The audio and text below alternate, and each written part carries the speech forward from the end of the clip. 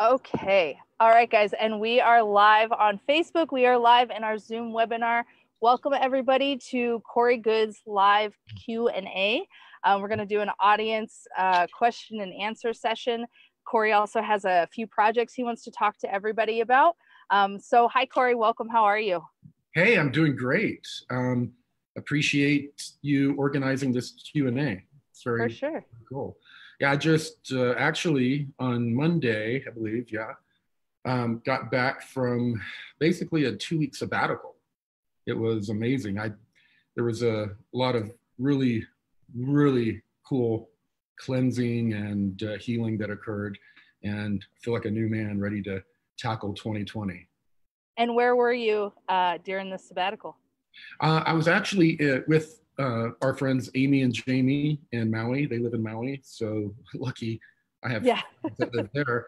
And I crashed on their couch, or actually slept on their balcony for a couple weeks in an air-up mattress. It was awesome. But while we were there, we also scouted out locations. Looks like in June, the first couple of weeks of June, we're going to have an event there. It's a little bit more expensive than Kona, where we've had events in the past, but Maui has this healing energy that I really got to experience for myself deeply, for the first time. And I, thought about, since we're doing this accelerated ascension course, maybe have some of the people that I'm involving in the course come out to Maui and have, like a really healing event of, like 150 people or something.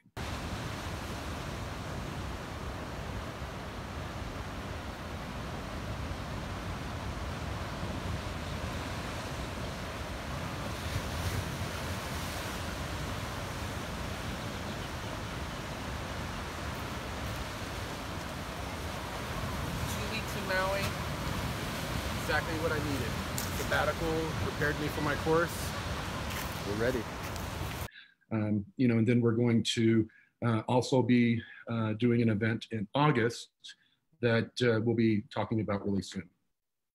Awesome. So if everybody didn't catch that, kind of keep the calendar open for June-ish in Maui. And August.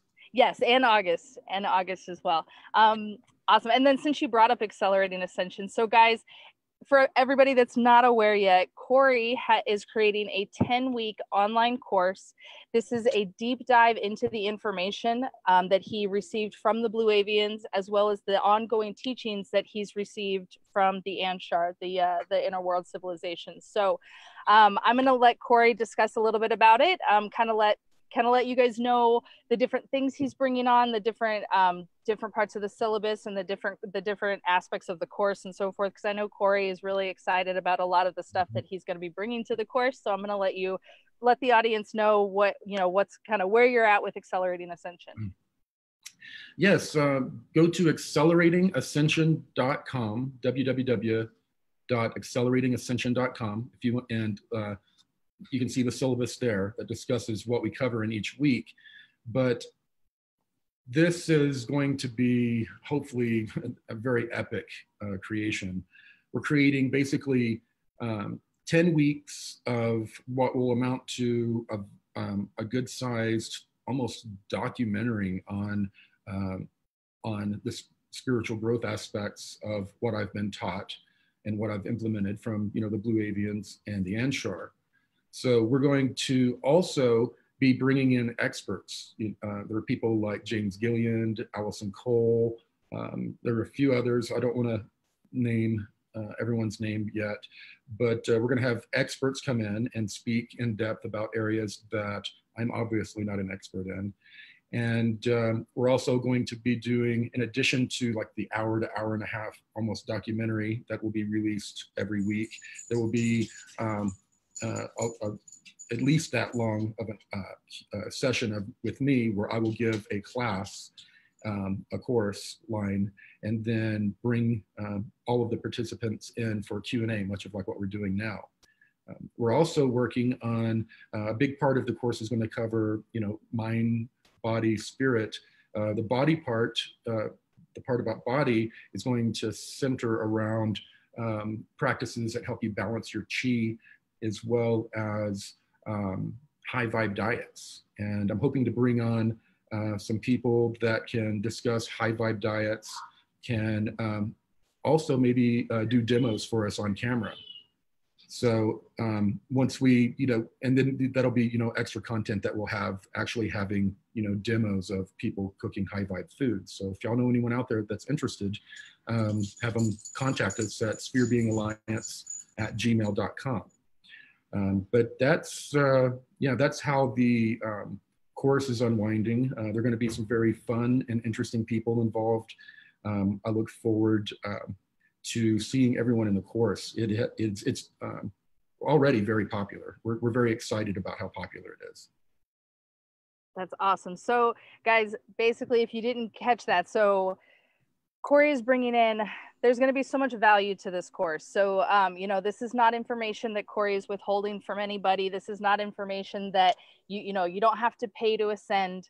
It's just a cool name for the course, but essentially all the information that Corey has always and will always give out for free. This is just a deeper dive into that, a chance to do some inner work, get some additional tools, some spiritual tools, some ascension tools, some trauma tools, but also have some, a more direct line to a lot of other content creators in the community. So like he said, Allison Coe, James Gilliland, really bringing in some other experts in their fields and bringing this all to you guys, and also giving you a more direct line to ask Corey questions. And I know, Corey, since you came on the scene in 2015, you're inundated with questions. We received hundreds just for this event alone. So questions. So many questions, all the questions. And we're going to be doing this in 8 different languages as well. Yeah, absolutely. So this is just another way for Corey to get a little more intimate with the audience versus kind of those, the big conference style structure, where you don't really get to have that one-on-one time with Corey or a lot of these other creators as well. So, as the amazing amount of production value we're putting into all of this, it's basically, $33 a course is what it breaks down to. Most of that's going into production.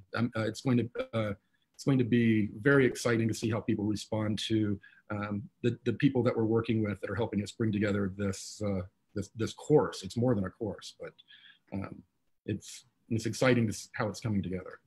Absolutely. And that's another really pertinent part, is that this is 10 weeks, guys. So like Corey said, the overall price breaks down to $33 a class, as well as we have a payment system. As you can break it up into payments, if that can, just to help everybody out. So we're really excited about it. I know Corey's really excited about it. And like Corey mentioned, we already have this translated into 8 different languages. Mm-hmm. And what that means is, so for Corey's video, we're going to have live humans dubbed over, and basically it won't be subtitles. So you'll still be able to listen, watch, take in the information, do some of the assignments at the same time. So there's a lot going into this, guys, that we're all really proud to be a part of getting this information out to you guys as well. Yeah, thank you. There's a couple other things I wanted to talk about as well before we get started. Yeah. Everyone still check out The Cosmic Secret if you haven't. It's been doing very well. Above Majestic is still on Hulu and doing very well on Hulu. So check it out if you happen to subscribe to Hulu. We also have DVDs available at cosmicsecret.com for both movies. You can buy both movies in a set or singular, I think. I can't remember exactly. So one quick correction, it's actually thecosmicsecret.com. Thank you. Yeah, for sure. So thecosmicsecret.com, you can get the DVD set, to the last of my knowledge. I think it comes as a set, might be the only way we have it right now, but I did add the website into the chat, guys, so you guys can click on that right there and check it out. But that'll also tell you how you can stream both movies separately, and it should get you to the Hulu, to Above Majestic on Hulu as well. Yes, and also we sent out emails to all of the purchasers of the graphic novel, giving them a full update on what has been going on. There have been some, trademark disputes, a couple things that have held back the graphic novel. We've got the trademark disputes that relating to the graphic novel taken care of. We're moving forward. We can't discuss who yet, but there are some very, very respected and interesting people that have worked in, Disney animations, Sony animations, Imagineering, type locations that are helping us get the graphic novel completed, but also integrated into a way to where we're going to start doing animations and all kinds of really cool stuff. And I'm very happy that the response, we offered everyone who wanted one a refund, and very few people actually asked for a refund. We actually ended up giving them a percentage off, people who have bought the graphic novel, a percentage off of the course, and also offered them the ability to get a refund. But most of the people said, no, we want the graphic novel, we know it's coming, but we definitely want the course. So a lot of those people have also bought the course. So we're very excited about that. Yes, we want to send a heartfelt thank you out to our graphic novel audience. Like Corey said, we did reach out to everybody individually. Everybody had multiple, multiple options. Very few actually took the refund, as Corey was saying.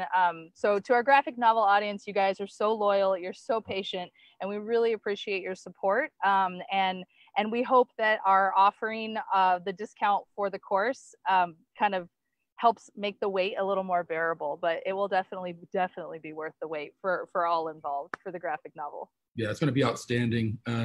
Steven Cefalo is looking forward to getting back to work on it once we, get the crunch going, and it's mostly together. It's going to be really awesome. His art is far beyond what most graphic novels have, so we're very excited.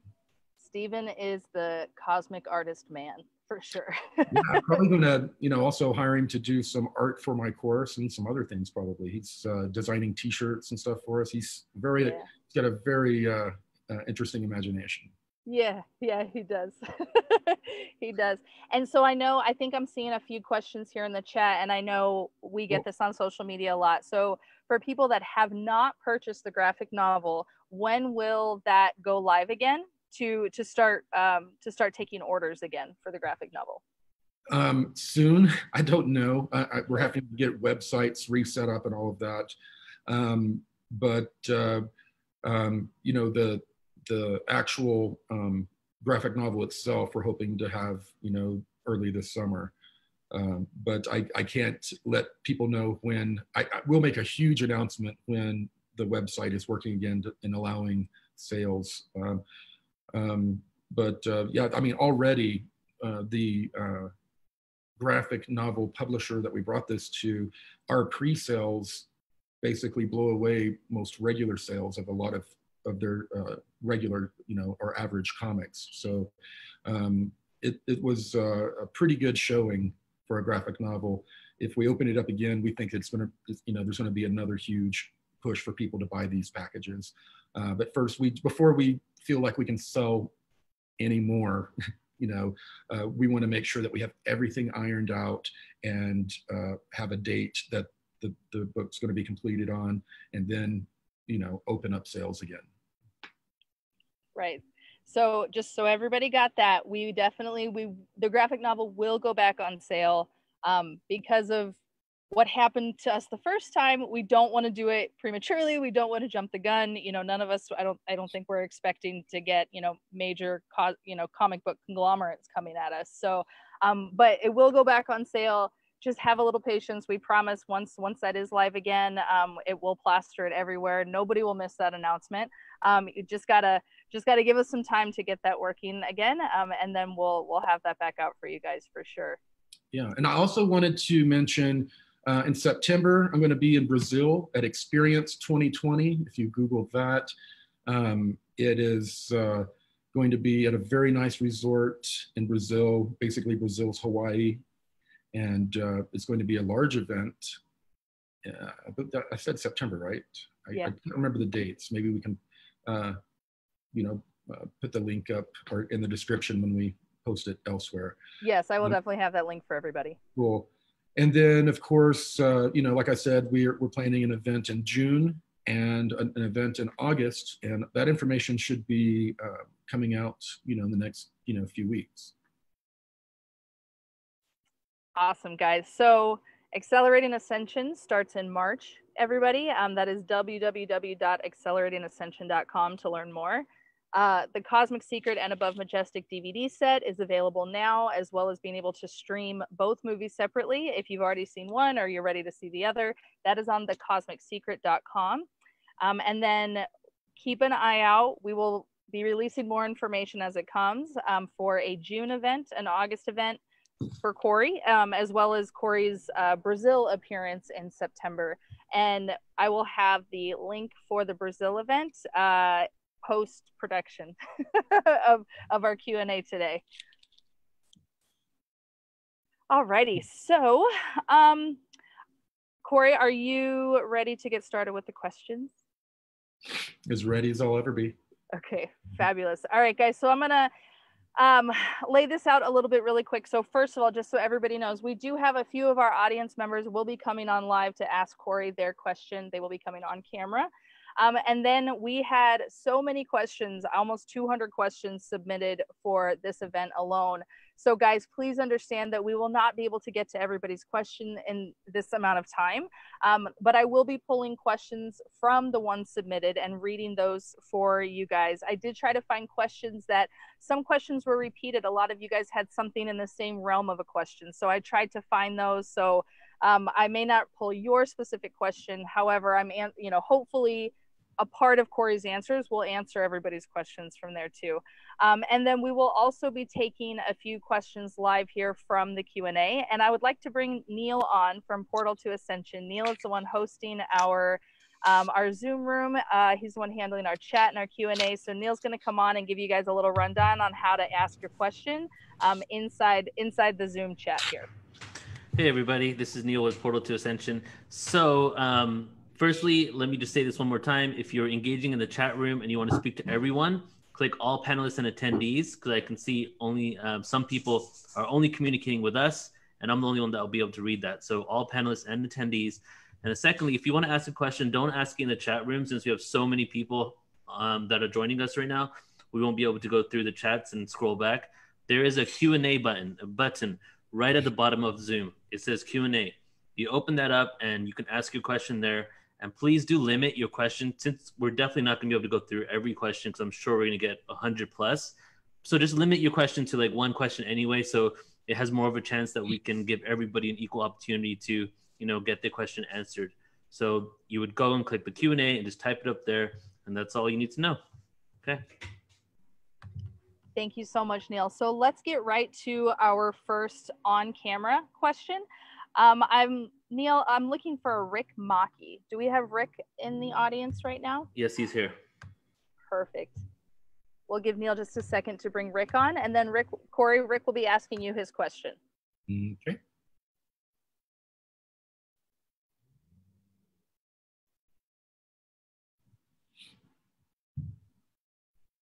I think he's on mute. Hello, sorry. There we are. Yeah, it kind of bumped me out and had me come back in. Anyway, so I wanted to bring my question to Corey. First of all, I want to say thank you for everything that you do for the community and helping everyone to be aware of all of the information you're sharing and how important that is to all of us. My question is, given all of the challenges you face with so much targeting by the negative forces trying to stop the disclosure movement, what is the one thing that keeps you moving ahead so bravely? I think it is the support and prayers from the community. I mean, I don't think anyone has any idea how many emails, messages that I and David, we get with people offering prayers and support to us. Other than that, I wish I could tell you what's kept me going as some sort of real bravado sort of, thing, but it's really just been stubbornness. When I make my mind up to do something, I always push through. I push through no matter what. I push through, and I've been through a lot, so it's conditioned me to take a lot. And I think the things I had been through in the past had basically been training to get me ready for this, because you're right, the attacks, we have, the online cyber stalking attacks that everyone else knows about. We have basically the evil prayer chains, if you want to call them that, all of these dark practitioners that get together and do prayers and chants and things like that to bring negative greetings upon us. So, I mean, we have a number of things like that, but the thing that keeps me going, other than my stubbornness, are, the prayers and support of the community. I mean, there were some of these campaigns, they had people putting out disinformation that was pretty convincing, when you have, attorneys and other people that have a certain amount of respect that goes along with their job title, and they're exploiting that to push disinformation. It's a very difficult thing to combat, especially when, if you argue against these people, that's what you'll spend all your time doing. Yeah. What I've learned more than anything, especially in Maui, was that nothing's more important than guarding our energy. There are so many energy vampires out there, people you love, people you hate, and people in between that are completely draining you at all times. And a lot of people in the light worker community, we think that that's just, kind of a part of it, that there's always going to be people around drawing our energy away.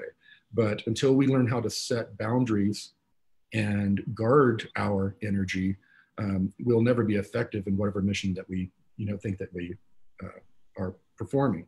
So, when it comes to all of the attacks and stuff, we now have investigators and attorneys that follow it all. I don't even have to look at it. I don't know what people are saying. I don't care. And not caring has given me the ability to, be at a higher vibe. I'm not constantly, worried about a tit for tat kind of thing going on or people trying to destroy me. I looked and I realized the community still supports David and I. They still support us. So why don't I just focus on that? And so I'm focusing on the mission right now. And one of the biggest parts of the mission, especially for doing this course, because that's a tall order for someone to do a course on this topic, I've really had to guard my energy. And when I went to Maui, I went through a crazy metamorphosis there. It was an amazing metamorphosis. I feel like a different person. But that's going to be part of, what I talk about is when you're being attacked, focus on the positive, the support from the community, and the fact that you're still here and you're moving, and that you have the ability to move forward.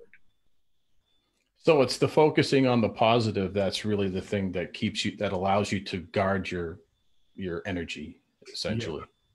Yeah. Yes, it's you have to be very guarded about what you let into your consciousness. If you're, I wasn't even at a point to really be able to consciously realize that. I had so many different things. I had 4 different very close family members die within 3.5 years before I could process one. The other would happen, and then I had the attacks coming, and then I had the corporation we were working with decide to try to destroy me, and then all these personal and work relationships began to suffer because of it. It was like a cascading thing. So each of those things, if you could have a chart to where you could see, what percentage of the processor of your brain was being used for what, you would see all of these little boxes of little processing going on. And it's just, all the BS that you're trying to keep out of your consciousness, you're having to use a percentage of your consciousness to keep it segmented. And when you can, I guess, one of the things I was able to do was purge. I had, emotional blockages, and once it all flowed out, I felt so free and open and clear. I felt light. And, that's something that if, I come back and I start focusing on all the negativity, I'm going to lose that beautiful energy that was gifted to me in this, over this 2 weeks. So it may sound selfish, but you have to put up boundaries, not allow other people come in and just drain that energy out of you. you have to guard your energy sometimes so you can push forward with your mission. Excellent. Thank you. Awesome. Thank you so much, Rick, for the great question. We really appreciate it. Thank you. All righty. All right, guys. And so for our next audience member, I have a feeling she pronounces it Carolina Alfonso. Do we have a Carolina in the audience, Neil?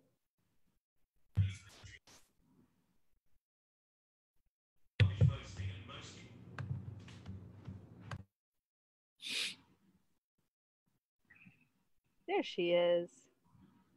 Carolina, if you just unmute your mic as well, then we'll be able to hear you. There she is. Oh, we lost her. Let me see. I don't know if she maybe accidentally closed out. Yeah, she's no longer in the room. All right, let's go on to Craig Walker and hope that Carolina comes back in when she signs back in. Is Craig Walker in the room, Neil? Yep, he's here. Awesome.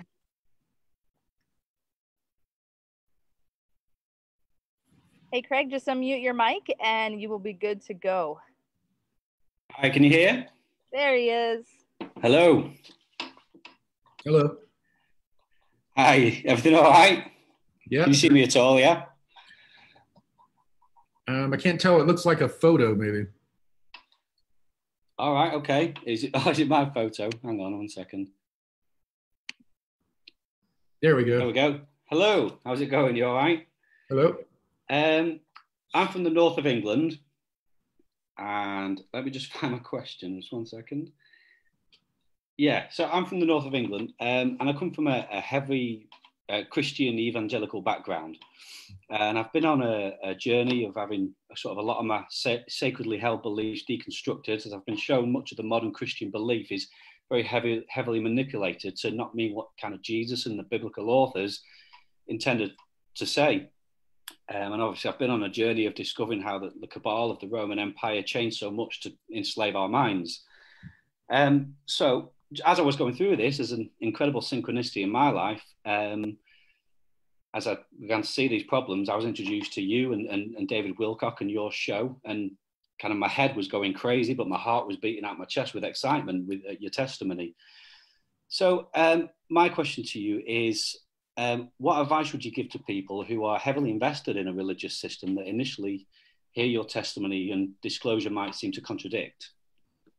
Well, I think religious beliefs are something that eventually are going to fall to the wayside. But right now, they're such a major part of our programming that it's not something that we can just drop. And, also, no one needs a new religion. What they need to do is fully process what was meant to be expressed from their old religion or their current religion. And I believe that it's just a process that occurs. If you're open to learning more and expanding your consciousness, that's what's going to happen. If not, then you're always going to clamp on to the that's witchcraft, or the devil. It's the devil. Those are demons, but they're not aliens. But yeah. And sometimes they're right, sometimes they're wrong. That's very complicated. Yeah. But what I've been shown most from the Anshar is that they encourage people to become the best example of their current belief system they can be. Right. And in doing so, you outgrow it. Right. Yeah. Like a fractal. Yeah. Because in my circles, it was very open to the supernatural, very open to kind of angels and things like that. So I had no problem with that kind of thing. So when I heard your testimony, it's kind of like the link was made. Could these beings be kind of what we've always talked of as angels and angelic beings, certainly in history, ancient biblical, and not just biblical, but, ancient texts that always talk about these higher dimensional beings. And it kind of like, oh, they're still around, really? They're still engaging people. It was encouraging, Right. Yeah. I come from a very strong, conservative Christian background family. I grew up in Texas. as kind of the buckle of the Bible Belt. Yeah, absolutely. Yeah. So my grandfather, who raised me quite a bit, was a minister, end times minister. So I did have, Okay. that type of influence. So I understand more than anyone dealing with that type of programming. When I started when I was given these experiences with the Anshar, their fourth density way of thinking is alien to ours. They don't have insecurities, mommy issues, daddy issues. They were raised more in a communal kind of way. They don't understand, our way of thinking. Mm-hmm. So as, I have had, these different thoughts, different programming about what it is, to be a man, to be a Christian man, to do the, all of these different things that were programmed in me to what it was that you were supposed to be. And a lot of times that programming has run up against the Anshar information. And I had to decide, literally sit there and decide, okay, this is uncomfortable. This is very uncomfortable. Absolutely, yeah. And cognitive dissonance. Yes. Do I open my mind to it, or do I, because there's kind of a guilt energy kind of pullback feeling you have when it comes to those types of topics because of the programming of our childhood growing up in the church and all of that. Yeah. So one of the biggest, the way that we expand and grow is not only to break destructive cycles, but also programming that holds us back or no longer services us or serves us. And that's something that I believe if you just take it one step at a time, eventually you'll look up and you'll be in a whole different area, that you won't be anywhere near all those old belief systems. That's right. Well, there's many people in the Christian world who are waking up. It's rife at the moment. I mean, a lot of communities, I mean, social media, I mean, it's got its positives and negatives, and I've connected with loads of people through social media who are going through the same deconstruction process and waking up to the truth, and it's kind of painful and liberating at the same time. Oh yeah, absolutely, yeah. But like I say, obviously your testimony is very much a part of the whole, the big picture, and I'm incredibly grateful for it. So thank you. Thank you. Thanks. You so much, Craig, for joining us from across the pond. I believe it's after 10 o'clock your time. So thanks for staying up late and joining us. No problem. All right. Cheers. See you later. All right, Neil. Let's go with Erica. Is Erica, is it Tomat? I actually just brought Carolina back on, so let's perfect. Okay, she's back in the room. Awesome. We'll get to Erica right after Carolina.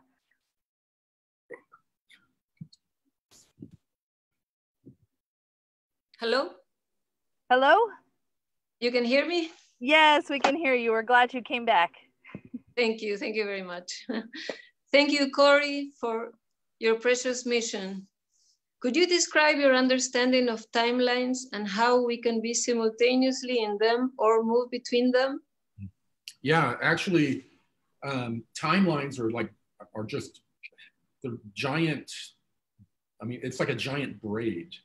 I mean, even right now, all of us watching this podcast, we're a part of this same overall thick cable cord of a timeline, but within that are all of these braided individual timelines based on each of our decisions made from moment to moment. And we are all co-creating that timeline at the same moment. And we have these timelines merge, come back together. It's very difficult to try to explain how they work, but there are many timelines that overlap, and in them it's hard to distinguish different dimensions, densities, timelines. They're all pretty much sort of the same thing. There are other realities being experienced by a segment of the consciousness that makes up the one infinite creator. Okay, thank you very much. Thank you. Thank you so much for joining us, Catalina. We appreciate it. Bye. Bye-bye. Thanks. Alrighty, and then our last live on question, that would be Erica. Is Erica in the room, Neil? There she is. Hi. Hi. Hello. How's it going? Hi. Hi. Long time no see. Yeah, I recognize you. Don't you have like a Facebook group or something? Or is that Yeah. Yeah, I thought I recognized I you. met you at Contact in the Desert too. Oh, cool. Yeah. I hope you're doing well. Doing Thanks for well. having me on. Thank you so much for all you do, by the way. Thank you for being so brave, and we love you so much. Okay, question time. Got to read this bad boy. So you've said during your time in the programs, you've worked alongside people from different eras who you could tell were from the 1950s, etc., who were pulled into the programs to work outside of space and time. You said that this sort of became its own timeline. So of your 20 and backs you've been on, and I was incredibly interested in this. When you listen to even old news recordings from the 50s, the way they speak and hold themselves is so different than the way we do now. Their slang, their mannerisms, they're so noticeably from a different time. And I wanted to know if you could expand on this and maybe give some more examples, because I just find it fascinating. And do you think that the people from the past times were able to tell you were from the future, or did you just seem strange to them? And do you have any experiences with people from our future in the sense as well, or a parallel timeline other than the Anshar? Yeah, actually, the interesting thing is that when there was like a whole other timeline basically created, another braid in the timelines that I was explaining before. And the 20-year thing, it's actually about 19.5 years, and it changes slightly. The cycle that the Anshar exploit and that the Secret Space Program exploits for these 20 and backs and other time travel, time bending actions they do. And most of it has to, I'm told that it has to do with something with the orbit of Saturn.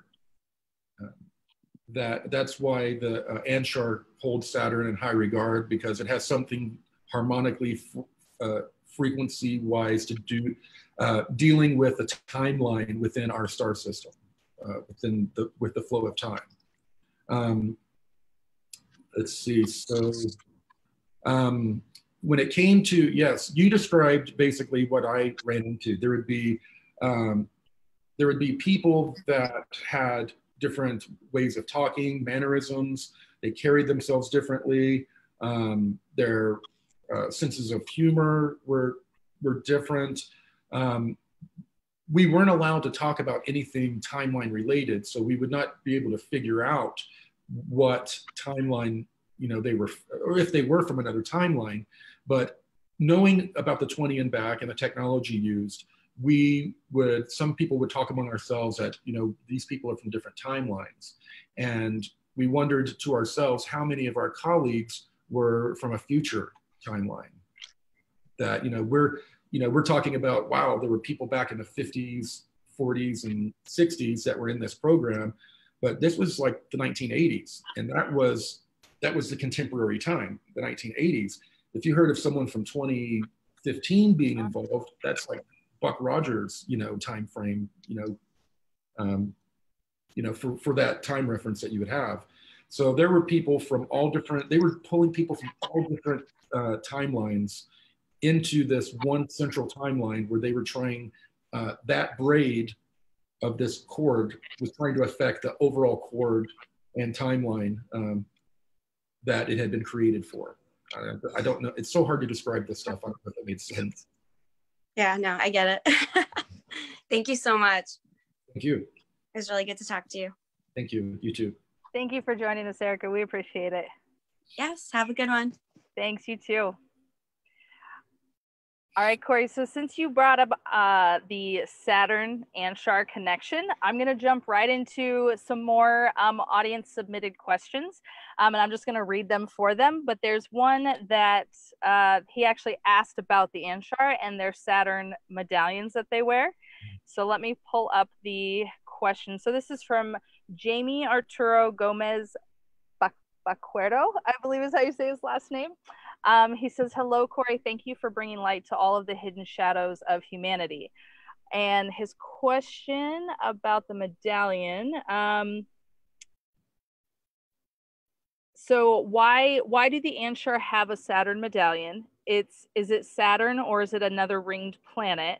And why? Does their race originate from Saturn? And with all the symbolism the elites use in the logos of their companies about Saturn, I think it would be really important for us to disclose in disclosure to know why three underground races of Earth use the Saturn symbol. So essentially, why does the Anshar use the Saturn medallion, and is there any type of connection with the Cabal's usage of in their own symbolism? I'm sure there is a connection, but something like a 20-year time loop window for this solar system is something that the positive and negative would exploit. So this 19.5 to 20-year cycle that is created by the harmonics of Saturn are what allow us to do the 20 and back programs, exploiting this time loop. They're able to create other little time loops within it, and and every star system has some sort of harmonic interaction between one or more planets in that system and the star, which create this electromagnetic drag on each other and creates this, what I was describing before. Right. The time loop. So in one planet, there might be an 11-year time loop, and the beings there go on 11 and backs. They exploit that type of thing. And some of them, it might be 90-year time loops, depending on the mechanics of their solar system. Right. And also for those maybe not familiar with the Law of One, in the Law of One, they also discuss that there is a galactic council on the rings of Saturn. So I think as far as the benevolent and the malevolent, there's probably good and bad to all. Everything has duality, right? So they're these planetary bodies are being utilized by, I would assume, a lot of civilizations, and there's evidence of that in different ancient writings and teachings and channeled information as well, and to include your testimony. Yeah, and they take advantage of how that planet or planets electromagnetically interact with the star, and that creates there's probably a council in just about every planetary system, and they're around this planet, this area I'm talking about, like around Saturn. There are all of these time anomalies that sort of kind of follow along Saturn in its orbit, like eddies of time space bubbles, sort of, and those have been exploited and used. And those time bubbles connect to all other space and time. So they can be used sort of like portals to go to and from that one point, but they have to go back and forth the way they came. Right. But I don't know, I hope that answers the question. I think it does. And I also think that we should ask Stephen to do an artist rendition of the time-space eddies around Saturn, because the way you described it, like, oh my gosh, that sounds incredible. Okay, well, let's jump to another question. So this is, this one is actually from Valerie Peters, and she writes in, thank you, Corey, for all that you do. Have you personally come across tall whites? Out of all the encounters people have reported, none really say that they were taken by tall whites. So what is your experience with that? And would you know why none of those abductions are being done by that particular race?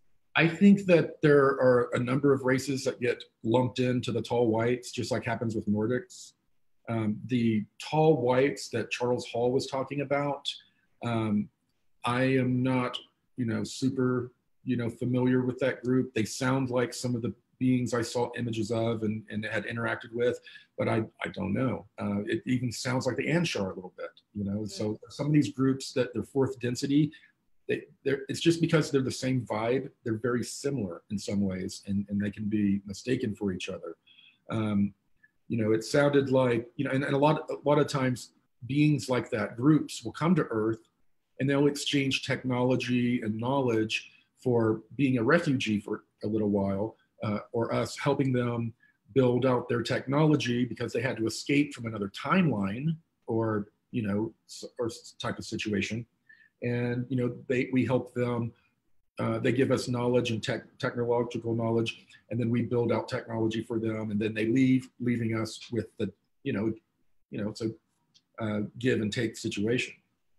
So for all I know, the tall whites that Charles Hall described was a group that was kind of stuck here for a couple decades, trying to, get their themselves stable, and so they could find a home out there in a different timeline or solar system.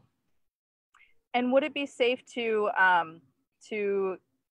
kind of use the analogy of, so if, say, human beings, different races of human beings went and traveled to other star systems, and whether they were black, white, Asian, or whatever it was, that's kind of, to say all grays or all tall whites, is that like too generalized? Like to say, if a white human went to another planet and they all assumed that white human being was from America, when it could be Ireland or Scotland or the UK or, that type of a thing. Does that apply? Is that applicable to this? And we're gonna run into problems once we start to spread out among the stars after we overcome the Cabal and all of that, because we've had the Dark Fleet out flying around with the reptilians and other groups causing problems. And so, are we going to get blamed collectively for what some of those Dark Fleet and other darker programs were doing?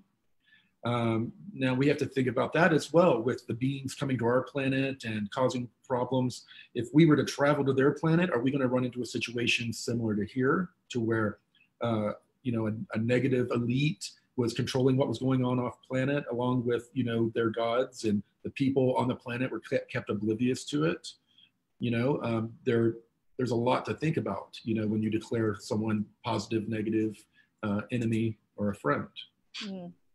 So that's like saying that, the havoc wreakers that have been out past our star system in these darker, in these covert operations, that's like to say, if you and I were to travel there today, would they think that we were of that negative polarity because of the negative representatives that kind of got there first, basically? Yeah. Some of the aliens we ran into may make us pay for what our cousins did, Right. Gotcha. All right, let's get to, so this one, Corey, this one is a little tongue-in-cheek. It's not technically a question, but I thought you would get a kick out of this, and I think our audience will too. So Philip McVan wrote in and said, Corey, I triple dog dare you to give us Sigmund's real name. Mm-hmm. Yes, I'll be in the chat in case this slips through the cracks. Love you. I think we're probably going to stick with Sigmund, but even though he's no longer with us, right. He did bring in a lot of intel about the Dark Fleet that they're still going through. They've learned a lot about the Dark Fleet. They found out, it is its own entity, but it's more complicated than that. All of the regular infrastructure it's like Russian nesting dolls. All of these, Dark Fleet and all of these different groups are nested within, just like the deep state. And many of them have no idea the other programs or groups exist. They just know about the main core one and know that they have their own spinoff. So it's the more they're learning and finding out about the assets involved, the more complicated it was than they expected. They didn't expect that much infiltration and the levels of operatives that would have no idea that other groups with the same objective were working right next to them many times. It's a very interesting way that this group took over the programs, or they basically set the programs up to be this way, so they could control it at all times and give this illusion of it being controlled by a corporation or a group of governments on Earth, when it's just an illusion. It sounds like this is a very well thought out is an understatement, but it sounds like it's a very tried and true method that possibly has been perfected over millennia or over different planets or different timelines, you know, but this, I mean, clearly I have always been a huge proponent of not underestimating the enemy, and definitely not underestimating the cabal, the Illuminati, whatever you want to call them.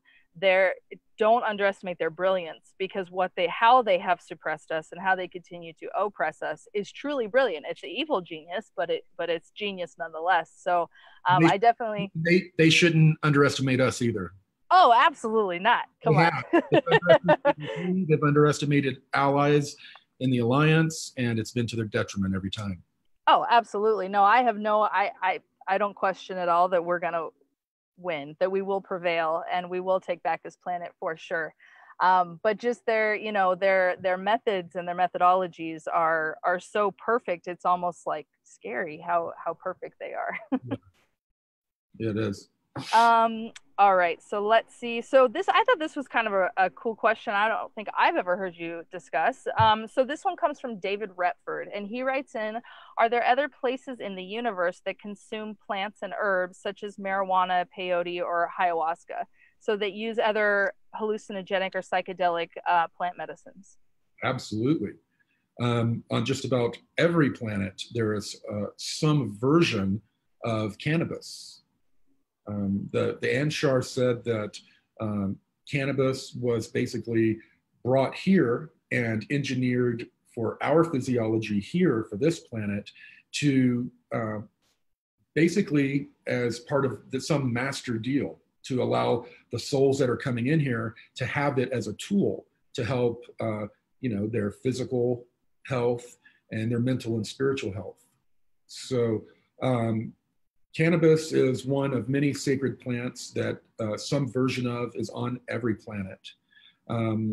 The shamans on those planets, the people who are into health and mental well-being and from a natural perspective are all utilizing these plants, and they're put here for us. They're gifted here. They were gifted to us, but we can't abuse them.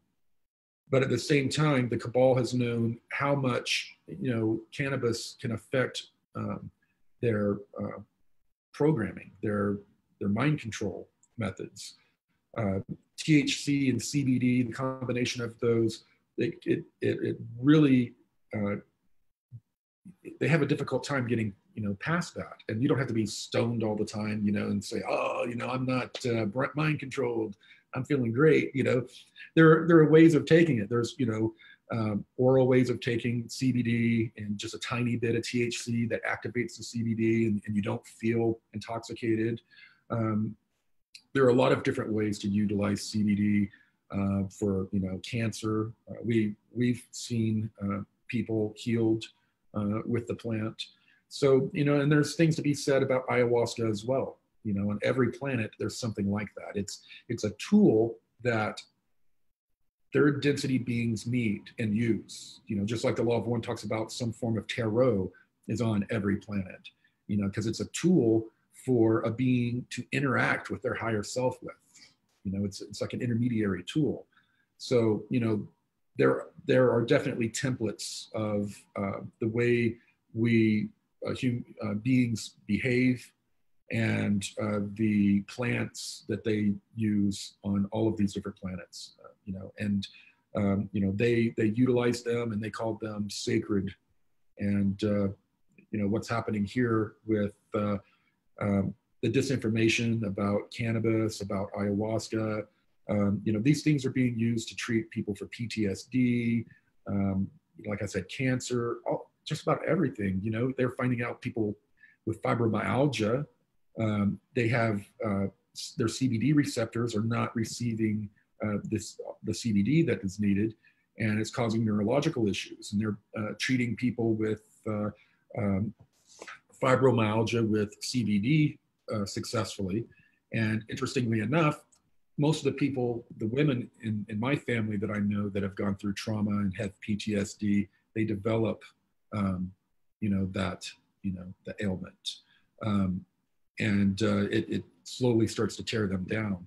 So, learning to deal with their, their karma and traumas is one part of it, but utilizing something like CBD can also, be a good vibratory way to offset what's going on in a natural way instead of, all of the, pharmaceuticals that, the mainstream tries to, push on us. 1000% agree there. So I'm actually going to take a question from the audience right now. So John T, he says, greetings, Corey. Have you reconnected with any of the people you were in the 20 and back with? Also, would you be able to recognize someone from the programs if you saw them on the street? It depends. Some of the people that we served with, there was a lot of turnover. So let's say I'm there on a 20 and back and I'm like 8 years in. Well, all of a sudden they'll bring in 4 scientists and some technicians, and they're only there for, out of the 20 years that they have to serve, they're only there for like 18 months. So they're in for 18 months, you work with them, and then they disappear. There's like a huge flow, like that. But there were certain people that worked on the vessels that were, you usually would see, the same people at the LOC as well. I have not recognized any of them. I have recognized people that I was trained with in the MyLab program a few times, and people I've even recognized and dealt on some level with some people that I had trained while I was in the program. But no ongoing contact with anybody that you served with? Not that I served side by side with, no. Mm-hmm. There were other people that served, but I didn't know them in the programs, and I'm working with them now, but we didn't know each other at the time. Gotcha. So another question from someone who's in the audience right now, looks like it's Geyser G, says, what are the best methods to increase the chances of making contact, excuse me, with an ET group or a UFO contact that you would be aware of? Well, for the positive side, I'm assuming that you want contact from the positive. These fourth density and higher beings, they just don't like say, that person looks like they're ready, and let's appear to them and let's have, communion. No, what they do is energetically, they approach your higher self. Your higher self dictates what type of contact they're allowed to have with you.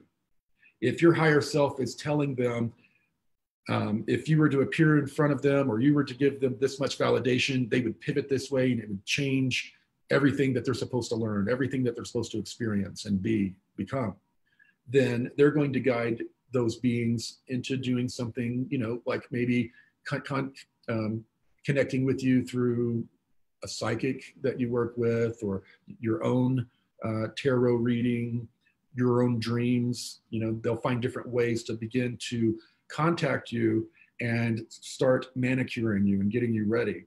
And depending on, and your higher self and them are constantly in communion about what type of contact you will get and how it will grow, or if just a tiny little instance of validation was all that was needed, and then the beings are supposed to back away and then let that grow. Now the negative beings, they don't respect free will or the higher cosmic laws and principles. But if you're wanting contact from one of these higher beings, you need to work at being in communion with your higher self, making sure that you're working on all of your traumas and karma, but also being mindful of your distortions. We have all these different personality types among humans, and unfortunately we have narcissism and all of these other things. If a being was to appear in front of one of these people that just had that one distortion, that they would take it and internalize it and, wow, man, this being, he came and spoke to me. I am special. Wow, I am special. Wow, what else do I have? And then this whole dark thing, begins to occur. So these beings are very, very cautious. and you can't blame them for not coming and visiting you. You can't shake your fist and be pissed off at the beings. Why aren't you here, talking to me? It's because they're respecting you. They're respecting your process, your growth, your level of consciousness, and they've communed with your higher self, and you on a root level have decided what type of contact, if any, you will have or when. Perfect. Thank you so much. So we have let's see. So here's one from, I don't think there's any way I can say this correctly. Ermias Gedlu wrote in and said, so they actually asked two questions. I'm going to read them both to you, Corey. You can, respond to either or. So one says, what happened to the information Bones submitted to the SSP concerning the Dark Fleet? Can you share details of what you know about the Dark Fleet? Although I know you've already touched on the Dark Fleet today. And then the second one was, can you share more of what you know about these Zulu-looking people that were the only ones unable to be conquered by the Draco? Well, I already shared the first one. Mm-hmm. But yeah, the Zulu are they're a tall, skinny, beautiful African-looking race, and they're a shamanic race. They never developed high technology. They do have technology, but it's mostly consciousness-based technology, like the Anshar, except they are much further along than even the Anshar. When our star system, they're an ancient group too. When our star system, like 500,000 years ago or so, when we had this grid system protecting it from invasion from all of the genetic farmer groups, when that went down, all of these genetic farmer groups started just coming into the local 52 stars and hitting all of the star systems and, beginning to manipulate them and add them into their grand experiment. But the one group that they could not approach even was this Zulu group. And their planet, at first, they were able to make it hidden. They were able to hide the planet from the beings. And then when the beings got in closer and knew about the planet and detected it, they were able to use their high consciousness to affect the consciousness of beings in craft, reptilians, all these different types of craft that, from outside of the local 52 star clusters were, trying to get into the star system, and they never could. There was some sort of mind game, or they would find themselves all of a sudden in a different location and didn't know how they got there. It was like beyond magical. And we started finding out more and more by interviewing indigenous peoples that a lot of indigenous peoples and regular people like us, are in constant communion with this group through dreams. And at night, they come in and they raise our vibration through dreams. And mainly that's what they do. They do these beautiful like dances with stomping and, and all of these real cool movements, wearing feathers and paint and all of that. And it flows and it's very beautiful. But they fight the negative side without fighting, if that makes sense. They'll pop in here, give us information, that will help us deal with the enemy, but they're not going to give us weapons, or they're not going to come in and fight directly themselves. I wouldn't call them pacifists, because they've done things that have caused, their enemies to be pulled into different areas, and bad things happened to them once they were there, in extreme situations. Mm-hmm. But for the most part, they find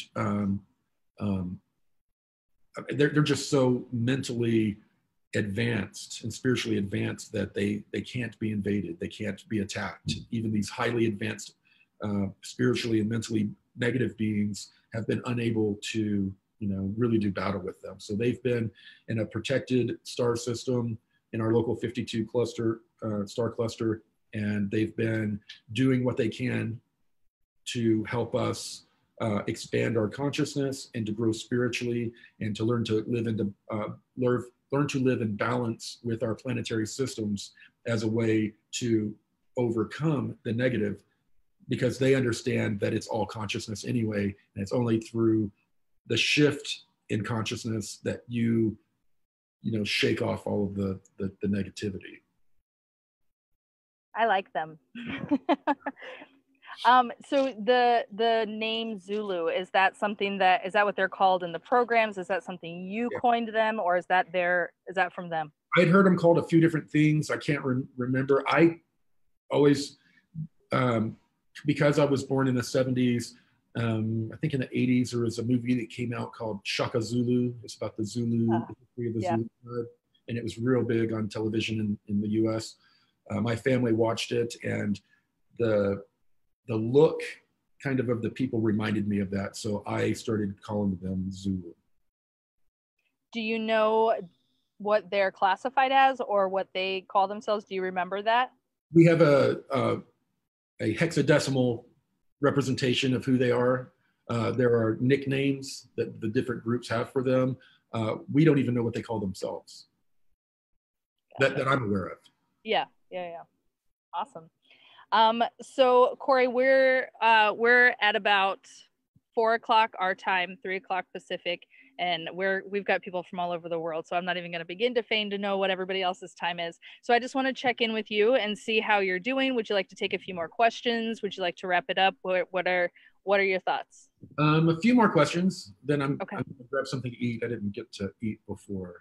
Perfect. And guys, I'm going to put Corey out on Front Street a little bit here, because I know all of you guys will send him a lot of good healing juju. So Corey is meeting with us still. The whole family is catching some of this flu bug that's going around. Corey was kind of feeling under the weather today, but he really wanted to make sure that he showed up for everybody and went forward with this. So if everybody can just send the entire good family there it is on cue. Just the entire good family needs a lot of love and support and good healing energies, and just really know that Corey is being a trooper today to bring you guys this live Q&A. So thank you. Yeah. Okay, so then there's 2 questions or 2 topics that I have seen between the submitted questions to our Q&A thread that's here in the webinar, in the Zoom room. So let's just I'm gonna open up the barrels for these 2. One is the solar flash. So do you have any more intel or drops, or kind of maybe where is your understanding right now about the solar flash, as far as how much longer we have, when you feel that it, the most opportune time for it to do its thing is going to happen, and kind of how you and the family are preparing for it? Well, from all the information, there's been a window of time that it's expected, 2028 to 2032, 33 has been popped around. I myself, I don't know why, I just got this feeling that it's going to happen in 2026. Just a feeling, I don't know why. We moved to a safe zone after I was shown what I was shown. It went from being, hypothetical to I witnessed it. I moved my family up, in Colorado to the Boulder area. We are going to be purchasing land soon. I'd also like to find some areas and, create some little communities for people to build real nice communities, but also have preparation, be prepared for, this solar event, and to be able to, recover from it well. And also be able to save, all of this information that, we've been given, to be able to share. A lot of people after the solar event, they won't know what happened. They're gonna have to be told. So yeah, there's a certain amount, once you've been shown these things and you believe it, a certain percentage of you or a part of you becomes a prepper, and you begin to think of ways to prepare. And if you don't have the resources to do it by yourself, there are other like-minded people in your area. If you find areas that are, at a certain altitude and, logistically are viable, to set up little communities or your own safe zones, and get together and do that as groups. I think that's going to start happening a lot more, especially, I was told the signs would be volcanoes would start popping around the world. We'd have more energetic storms. We'd have more earthquakes. All of these things would start reaching a crescendo, and it's happening right now. Volcanoes are starting to pop all over the place. Everything that I was shown, it's happening. So as people begin to see more of that, as they see plasmic discharges in the sky, there'll be signs in the sky here and there. Some of them are just plasma balls traveling around, within a certain, area of the electromagnetic field of the Earth. They're trapped traveling in them. And it may look like a UFO, but it's actually a part of this electroplasmic phenomenon that will increase. And when we start seeing more and more of those types of things, then it's time for us to really, if we don't have the resources to start our own little safe zone community, then, I think we're going to start working together very quickly with like-minded people to build those, because we're going to know, we're going to have a lot more faith that this solar event is coming once we start seeing more and more signs. It's going to be impossible to deny at some point. I mean, even now with all the extreme weather patterns that we've seen over the last few years, I mean, that polar freeze in the Midwest last year, the volcanoes and earthquakes just recently, in the, not Polynesian, but I think Bahamas, I think was one of the areas. Puerto Rico was seeing earthquakes again. I mean, it really has become undeniable in the last few years. Just the extreme of the extreme weather is really kind of in our face right now. Yeah, and all the people were calling out insults to Noah until the first drops of water hit him on the nose. Right. I expect us that are getting this information and preparing for this event will get more and more ridicule up until the signs are too great, and then the people that ridiculed us will be asking us for information. Of course. And what a great opportunity to be of service to others. Even though, we've kind of taken the hits as the conspiracy theorists and the tinfoil hats and the fear porn and, what I mean, all those things, as things become more clear, at least we can stand tall in the information that we have and give that information back to humanity, because there really will need to be leaders in all of our communities that understand this information. Agreed. Before and after the flash, for sure. Agreed. Yeah. So then the last question, Corey, that I wanted to ask, and this is kind of a general question because again, I've seen a few people ask about it. So I think one of the last things that you told us about the New Guardians was that you couldn't tell us any more about the New Guardians. And I think to my knowledge, that's kind of still where we are. But a lot of people are just kind of wanting to touch base on the Guardians, on the New Guardians, and kind of where you are with that information. And if anything has progressed as far as, their contact with humanity, or, if you have kind of like an inkling maybe of what that's going to look like in the future. Yeah, supposedly this group of Guardians are going to work with us openly once there is disclosure and all these events occur. Right now, they're working with all of the groups that have been intervening and screwing around in our planetary sphere and gravitational temporal fields, So they're kind of helping clean up some of that, I'm told, and I'm not expecting any more contact from them. They didn't seem very interested in me, and they're not going to be contacting someone like me. I'm told that they're not going to contact, someone's not going to pop up and say, I'm in contact with the New Guardians, They're going to be in communion basically with all of us. Our density and other fourth density beings that are in our planetary sphere and in our local star cluster, they're related to all of that area, and they're going to be dealing with these groups and people openly, and us openly at a certain point, and it won't be any type of intermediary like what happened with the Blue Avians. Awesome, thank you. Well, that's good to know too, that I kind of feel like the New Guardians are on the same page of full disclosure as we are. You know, talk to us all at the same time. Like, you know, no more segregation, no more The way compartmentalization. it was explained to me is that they're existing all around us right now.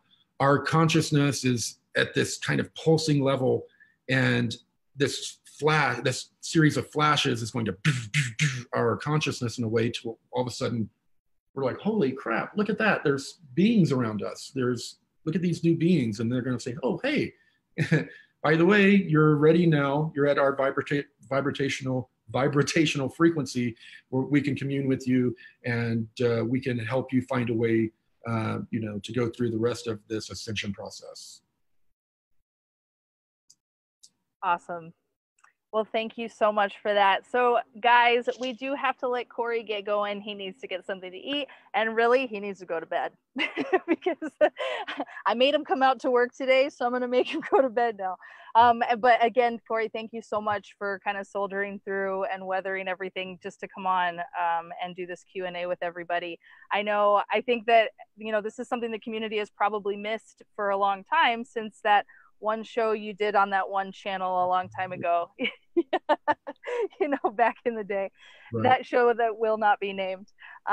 So yeah, like I know I enjoyed this and getting to do this Q&A with you, so I can only imagine that the audience did as well. Guys, yeah, I enjoyed being able to see people come on the camera and ask a question. Yeah. I like that. We'll have to do that again. Yeah, for sure. No, that was very cool. And actually, guys, that was totally Corey's idea too, when him and I talked about this a while ago. So he really enjoys getting to talk with you guys one-on-one and getting to interact with you guys. That's one of the reasons, that's a big motivation behind the course that he is going to be debuting in March, is to get to have that more intimate time with humanity in general. He's only one person. He can't answer 100 questions a day. So, this is a way that he can kind of get everybody in a smaller space and be able to have that more one-on-one time with all of you guys. So I did put that link back in the chat. So that is www. And for some reason right now, our website's being weird and you actually have to type the www. So www.acceleratingascension.com. That will get you the information on the 10-week online course debuting in March. I also put in there, guys, thecosmicsecret.com. You don't have to have the W's, but you do have to have the. So it is thecosmicsecret.com. You can go on and download. You can purchase each individually to live stream, or you can buy the DVD set. They make great red pill gifts and great red pill parties too, guys. So please go on and support, obviously, all of the Sphere Being Alliance efforts towards getting this information out to humanity. So Corey, did you have anything else you wanted to say to everybody before we jumped off? No, I mean, I've been very happy. A lot of people don't know, I've had a lot of changes in my team. I have a number of people right now who happen to all be females that are a part of my team, and wow, the divine feminine is coming in and kicking butt. I appreciate everyone on my team. It's amazing. I'm very proud of all of you. I appreciate you, and keep up the good work. Anshar told me that after I dealt with certain karmic things and other issues energetically, that things were going to begin to move very quickly. And as you, Caitlin, have seen, that's exactly what's been happening. Things have been moving like crazy recently. So I appreciate not only the support of the community, like I spoke about earlier, but the people that are working for and volunteering with my team to help it grow right now, which it is. I really appreciate everyone, and it's really cool that I don't know how it happened that it ended up being an all-woman team. I'm outnumbered, but I don't mind at all. It is, and he is actually. Yeah. No, it has been a great opportunity, and all of us are. We're all very like-minded and very goal-oriented, and and we're all on the same page in the mission for sure. So thank you for that, for the tip of the hat. I do appreciate that. And yeah, we are moving fast and breaking things, guys, and that's one of my personal favorite mottos. So yeah, it's definitely taking off in 2020 this year. One last thing, Corey, did you want to make a quick announcement about a show you were going to be on in February? Oh yeah, I forgot about that. Jenny McCarthy's show. I was on the show once, and she said that they had such a great amount of feedback. People loved it and wanted to hear more, that she actually invited David and I to come on her show. We're going out to Burbank in a couple of weeks to record it.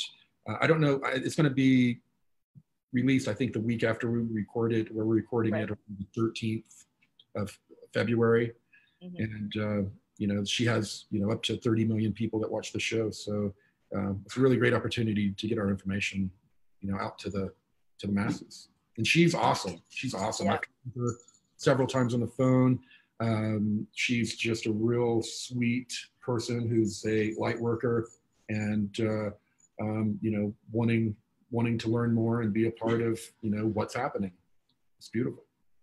I was just gonna sing her praise too, guys. If you guys have not seen the first episode that Corey was on with Jenny McCarthy, please look up the Jenny McCarthy show. She has a replay of it's an XM radio station, but she does put on a replay on a YouTube channel.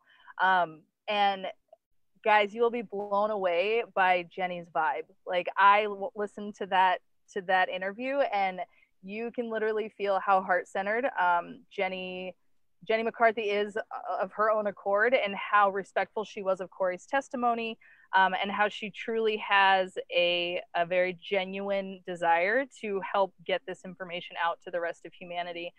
She's an amazing ally. I'm very much looking forward to this next episode. This next episode will have Corey and David Wilcock at the same time. Yeah, I think the whole show. Yeah. So, and then I think, Corey, we also will have a few other, I don't know if we can say who yet, but I think there will be a few other disclosure personalities on Jenny's show following your and David's show, correct? Yes. I gave her producers a list of some very cool people in our field. And John D'Souza was already on. James Gilliand was already on. And there may have been more, but they're starting to have a alien week or UFO week every month, to where they're going to have, you know, people from the community, and it's going to be an awesome way to get your information out. That's, you know, we like to promote everyone in the community, to bring as many people from the mainstream into our community, to have, you know, new people coming in. That way they can look at my information, they can look at your information, and you know, whichever red pill is less bitter, they will bite, you know. So we're all working together, and we all have a place in disclosure. My stuff will resonate with people that others' information wouldn't, and vice versa. So it's important that we're all out there doing our thing. 1000%. And supporting each other. Yes. Absolutely. And I think it's such a break for our community to have an ally like Jenny McCarthy, because she does have that larger platform. You know, we talk about it a lot, Corey, between you and I, is that, you know, we have to get this information outside of our community. We are awake. We know what's going on. So now it's about getting it outside. And Jenny is such a great channel to do that with. Because again, otherwise we're just preaching to the choir if we're just right. telling each other all of the good news. Right. And disclosure information. We have to find ways to get it out to the masses. That's honestly why the Blue Avians wanted me to start working with, you know, sci-fi and all these other areas that have been used in the past to manipulate the mass consciousness for control. They're wanting us to now start putting our information out in all of these different creative ways that is going to expand the consciousness instead of contain it. And we're going to use the infrastructure and tools that the enemy's been using against us. And that's going to be mass media. Absolutely. So guys, when you see Above Majestic and you see the Cosmic Secret, we know that you guys have already heard a lot of this information. We make these things and we package this information in ways that we can, you know, that you guys can get involved and take this information out into the people that don't know this information, that haven't seen it. Because like Corey said, something on these documentaries, something of the different experts that get brought onto these documentaries will resonate with somebody. Maybe 8 foot tall blue birds is not going to resonate with somebody, but, you know, John D'Souza's FBI background might, you know. So it's all about just whatever, you know, everybody can take what works for them and leave the rest. And that's fine, because we just have to plant the seeds. Agreed. Awesome. Alrighty, guys. So it's looking like in the chat, Lori Munn, thank you so much. It looks like she put up Jenny McCarthy's YouTube channel. So you guys can check that out. Looks like Jenny McCarthy TV is her YouTube channel. So check out Corey's past episode. And then I believe Corey said that John D'Souza has been on there already, and maybe look for James Gilliland. If they haven't already been on, they should be coming up here shortly. But come about the third week of February, we should be debuting David and Corey on Jenny McCarthy, on the Jenny McCarthy Show. Also, soon we're going to have a bunch of fun t-shirts to wear, t-shirts that will help you, spawn conversations for disclosure. We're also, out of popular demand, sun coming in through the window, through popular demand, we're going to release a one-of-a-kind Blue Chicken Cult Proud Member shirt for everyone. And we'll have that out soon. Yeah, for sure, guys. You'll love it. I've seen some prototypes and they're great. Yeah, for sure. We might as well own it, right? And at least it will start a conversation, and that's really what it's about. And speaking of some other brands, I know Stillness in the Storm and Discerning the Mystery, they both have started conscious clothing brands for a lot of the same reasons. They have Tesla shirts and TR3B shirts and Q shirts, where we go one, we go all, like the whole shebang. So I would check out Discerning the Mystery as well as Stillness in the Storm for their conscious clothing brands. Yeah, for sure. And we will definitely let everybody know when we get ours up. All right, guys. So again, thank everybody so much. We hope that, again, we apologize. We could not get to everybody's questions, but we hope that we kind of asked enough well-rounded questions that a lot of your questions were answered, or you guys are happy with some of the questions we did ask. Thank you everybody so much for participating, for submitting your questions.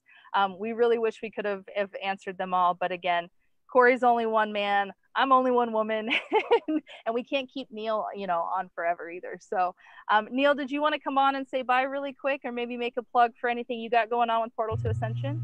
Yeah, sure. Just want to say thank you so much to you guys for coming on and doing this.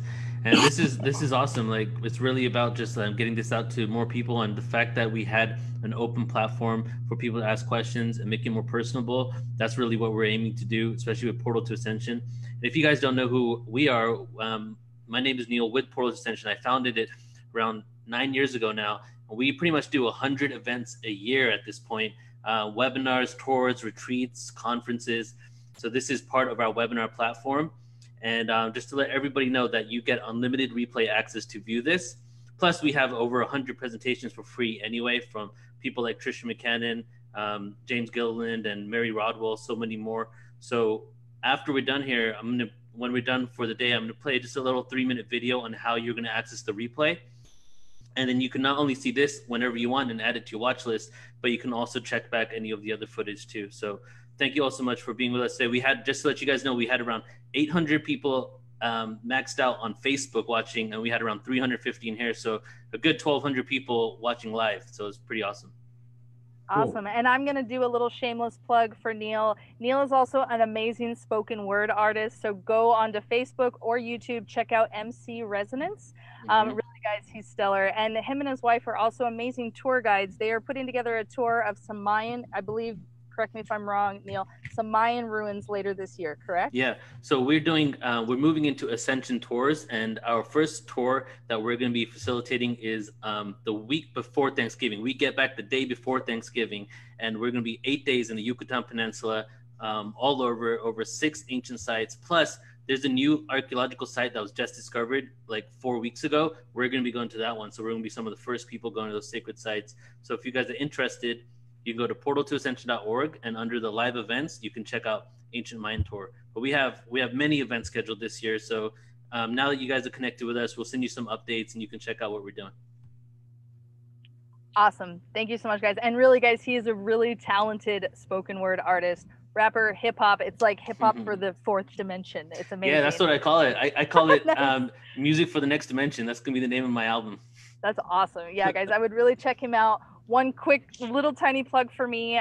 If you want to check me out and some more projects that I'm working on, you can look up Awakening Humanity on Facebook. I don't have the links. I apologize, but I wasn't planning on promoting myself anyway. So, but that's just a side note, Awakening Humanity.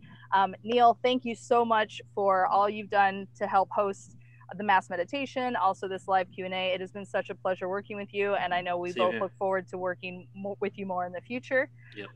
And Corey, yeah, any last goodbyes?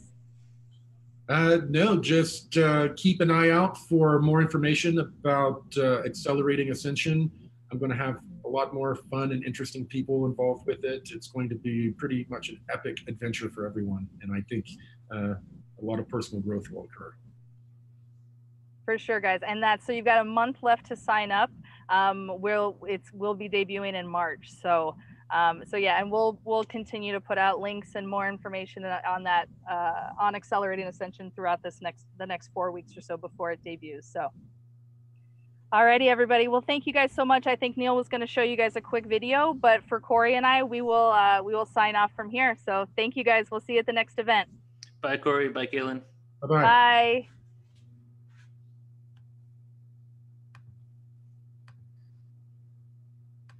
All right, guys. So just again, you're going to receive the replay probably by tomorrow, maybe even tonight. So we're going to edit the footage, send the replay out. You're going to view it on the website, and I'm going to show you how you're going to do that right now.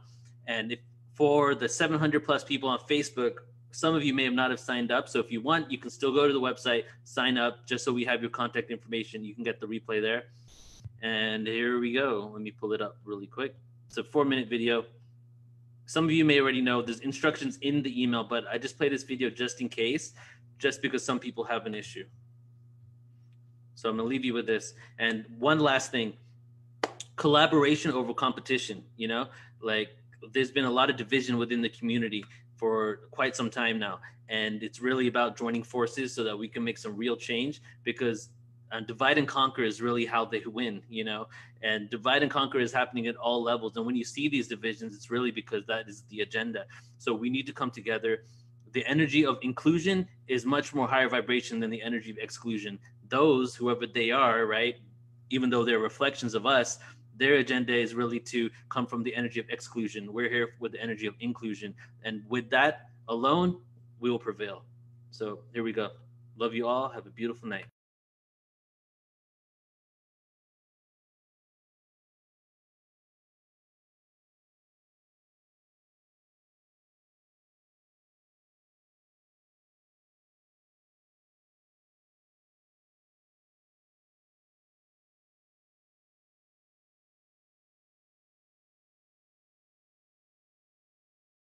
Again, here's my email and here is my password. What we have really become a one-stop shop for consciousness, where every topic that I've been able to think of in the last 16 years, we've created events on, and everything that we've recorded, which is thousands and thousands of hours of footage, have found their way on our website right here. And here you can see, this is the way it looks right here. When you log in, you have a search area where you can type anything you want. Let's type Trisha. And of course, Trisha McKinnon is the speaker that shows up. All the webinars we've done with her, we've done a lot. You can see there's around 12, 14, 15, 14 webinars right here alone just on Trisha, each of them being 3 to 4 hours long. And then you can also browse down here by different topics: advanced technology, ancient civilizations, ascension, conferences, conscious business, conspiracies, divine feminine, documentaries, evolution of consciousness, and it goes on and on and on. Many other topics. And also you can browse by speaker. So if you sign up for an event and the paid event, your paid webinar will show up over here so you can view it. However, if you don't sign up for any paid event, you just go to where I showed you in the beginning, you sign up right there. There's over 1,000 hours of free footage. So you can just sign up and come into this website, and we're always adding free footage. So you wouldn't even need to sign up for any live event or paid event, and you still would have thousands of hours to go through. And it will take you a long time to go through it, because when you're done with some webinars every month, we add some new ones for free. So there's always something new and relevant coming out. But we also have an interview section here where you can look at all the interviews that we're doing. So all the free interviews that we do monthly will be added to the section, and documentaries. The documentaries we're creating and our affiliates will be here as well. So I recommend you guys go to our website, portaltoascension.org, type in your name and your email, and go ahead and sign up, and you'll get a username and password where you can go ahead and start accessing and browsing through this. But there's a couple of cool features here too.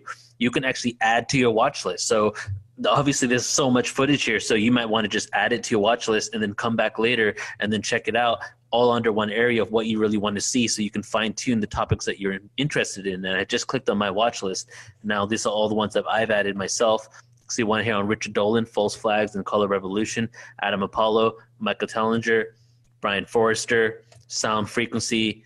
We've made the Portal to Ascension Conference 2019 is right here, Billy Carson. So I've added those to my watch list, and you can even add documentaries to your watch list too, so you can check back. But another cool feature is when you watch something, say you've watched 30 minutes of it, when you log back in, it will pick up right where you left off, so you don't have to look for your spot that you left off at.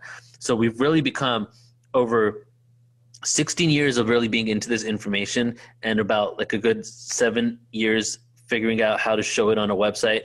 We've now come up with a way to showcase all of our presentations and information that we put on Portal to Ascension in a way that is efficient, user-friendly, and funnels traffic very well, so that you don't really have to go anywhere to get more of this information, because we're working with everyone that we could think of, over 300 presenters on a constant basis, and it increases every single month, where we're always adding new relevant information. And on our article page, anything that's coming out within disclosure, new discoveries and ancient civilizations, we release there too. So our website has become this one-stop shop for all things for this conscious awakening that is now occurring on our planet. So I recommend you guys go to our website, portaltoascension.org. You can sign up there, and you'll get instant access. And give us feedback, leave comments on these videos, send us an email, tell us what you think, give me some user feedback so we can improve. This right here is actually synergized with the users that have been giving me feedback for the last few years, and everything that they say I take into consideration, and we add it here so that we can have a more efficient database for you guys to access. But this is a resource, and is 90% of the content here is free. So please do take advantage of it. Come to the website and join the movement with us. Join the Portal to Ascension platform.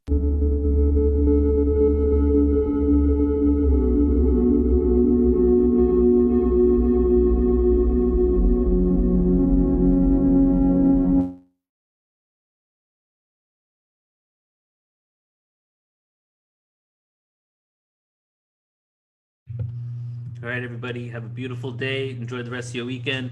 See you later. Stay tuned for the replay tomorrow. Bye-bye.